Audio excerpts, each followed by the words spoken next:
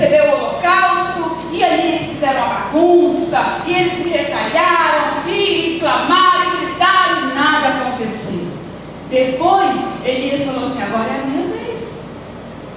Agora é a minha vez de buscar o Deus verdadeiro. E o que Elias fez? Arrumou o altar, restaurou.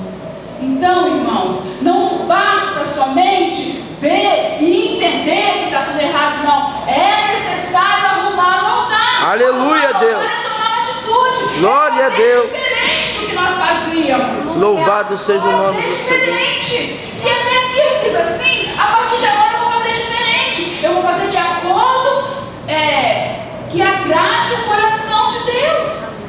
Louvado seja o nome do Senhor. E ali ele arruma o altar. Arruma o altar. E passa o tempo e as coisas melhoram, porque Asa tomou uma atitude. O povo jura a Deus em alta voz e com cânticos e com instrumentos, dizendo que não mais fariam nada que aborrecesse Deus, que não mais adorariam outros deuses. O povo faz um juramento ali para Deus. Passa o tempo e o povo se esquece. O povo se esquece.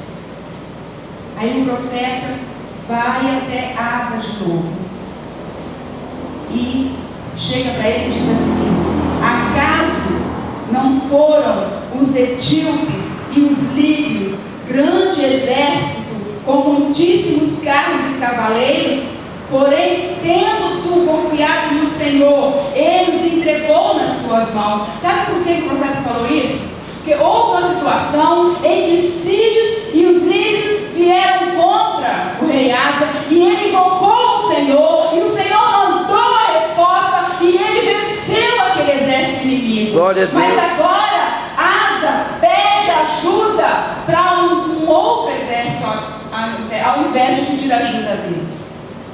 E quando Asa